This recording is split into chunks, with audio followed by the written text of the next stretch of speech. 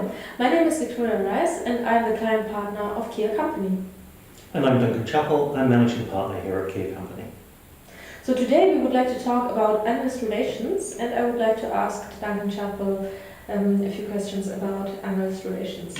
So Duncan, what is analyst relations? Analyst relations is a marketing communications activity.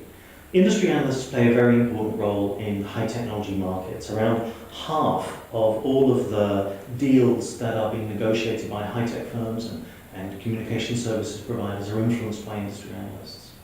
Now, industry analysts try to ensure that industry analysts are more favourable, and we do that by giving analysts the information that they need to feel more comfortable about recommending firms onto shortlists, but also so that analysts understand technology directions.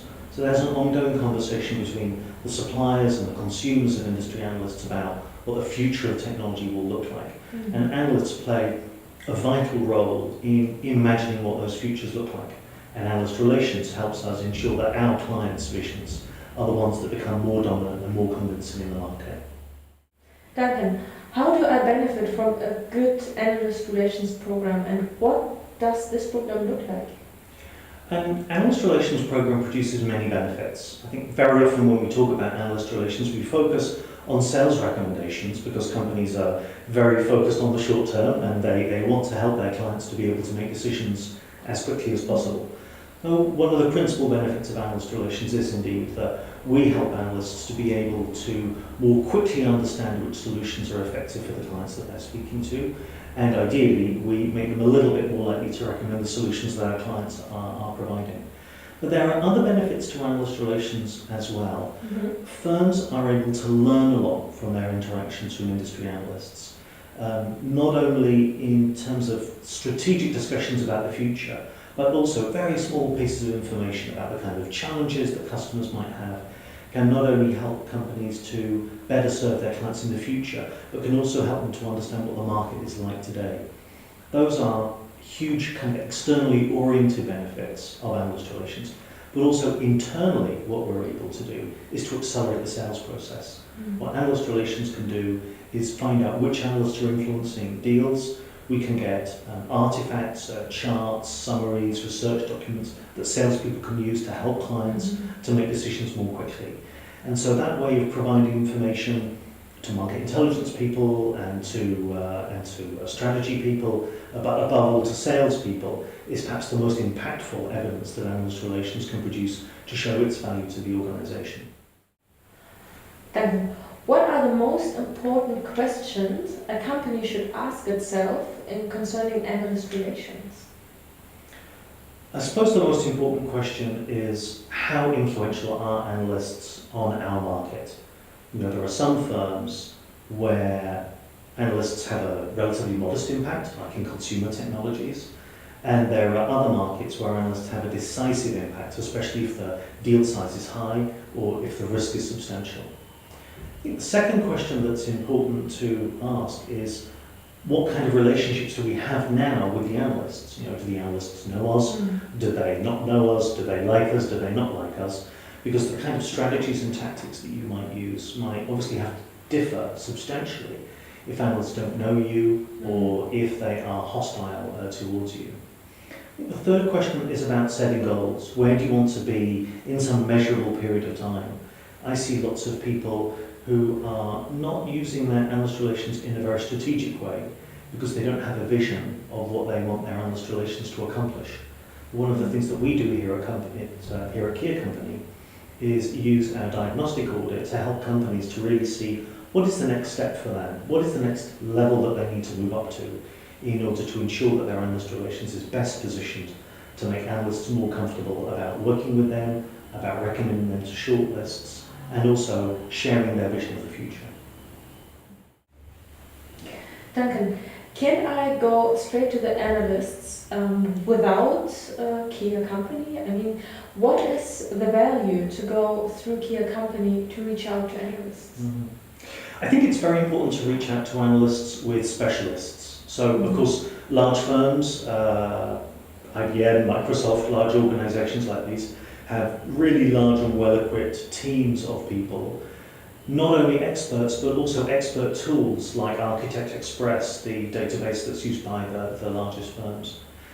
So I think you can go out by yourself if you are expert and if you have a clear idea of what you want to accomplish with your analyst relations. I must admit, when I work with mid-sized firms and with high-growth firms, most of their time spent with analysts is wasted. And I see that that time is wasted because they're spending too much time with less important people, and they're unaware of the business risk that they are creating by ignoring the most influential people. Typically that's because there are some analysts who spend more time with suppliers, there are some analysts who get most of their revenue from suppliers, and if you are a solution provider, those are the people who are calling you all the time and want to speak to you. So it's possible to spend a lot of time with those analysts and not realise that really you're providing information for a group of people who are primarily serving your competitors. In fact, it's going to be much more important to be able to speak with the people who are most influential on your customers or on your channel partners. That's what we bring here at Kia Company. We combine unequaled experience in reaching out to industry analysts around the world.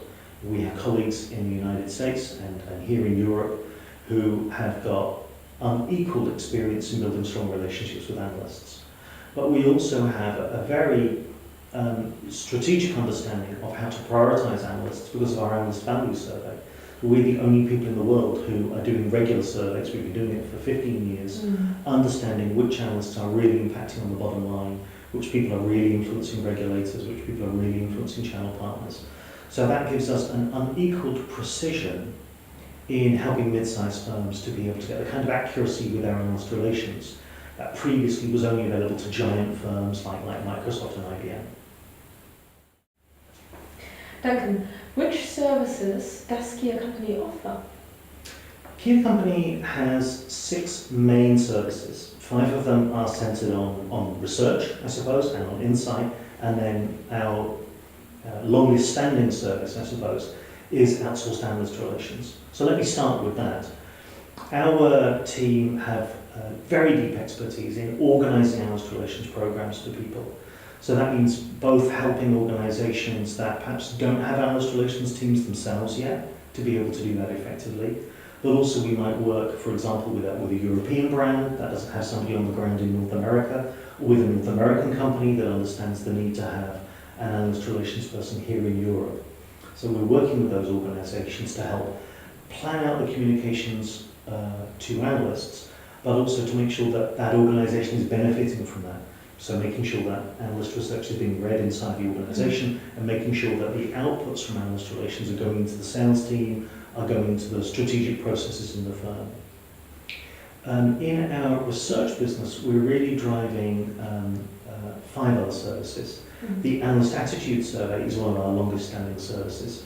So every year, several hundred analysts tell us what they think about the 50 largest brands in the high technology markets. So that's services firms, communications companies, software firms, services and systems providers. They're giving us unequaled insight into what is going on in the market. The flip side of that is our Analyst Value Survey. So that's also a service which we started around the same time. I started running that in 2001, 2002. Quite a long time. A very long time, and it's been interesting to see the changing period to see how the influence of analyst firms has grown. And the Analyst Value Survey uniquely gives us the insight of several hundred users of analyst services every year. And we're able to help clients to use that information to understand which firms are going to be the most important for their clients. The Analyst Value Forum is an annual gathering that brings all of that together. So we're bringing together leading analyst relations professionals, market intelligence experts, and some leading figures in the analyst industry for a very frank, very open conversation about what's going on in the analyst industry. And that is the gathering where people get the first glimpse at the results of each year's Analyst Value Survey. We're providing a number of services to help people to better understand how they can develop their analyst relations. The influencer quadrant is a key part of that. So that is a simple graphic. I say to my clients, it's simple enough that your boss's boss can understand it. And the influencer quadrant shows you, at a glance, how you and the other providers in your market are changing their share of voice in analyst research. So we have systems that are capturing research from over 450 different analyst firms.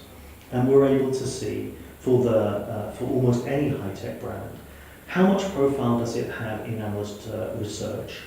How does that compare to its competitors or other market participants? And then is that profile rising or falling?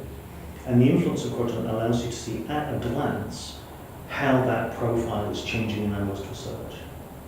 And then finally, we're running development workshops.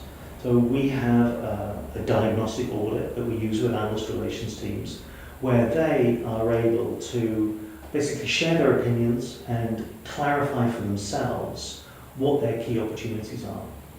In the workshops, we pick out these 2 or 3 priorities and we make sure that they not only understand the opportunities but make concrete plans to help them move forward. But we know that plans often don't get realised. People are very busy leading their own lives. So the development workshop also includes a follow-up plan. So we're coming back into conversations with managers of analyst relations teams to make sure that they're really executing on the plans that they've made and that they're committed to realising the opportunities that they develop inside the development workshops. So those are our main services, and those are the ones that our clients use us the most for. There are various other things that we're interested in helping firms for, and of course we're very interested in getting into conversations about other ways that we can help companies to make the most of analyst relations. Thank you very much. Well, thank you.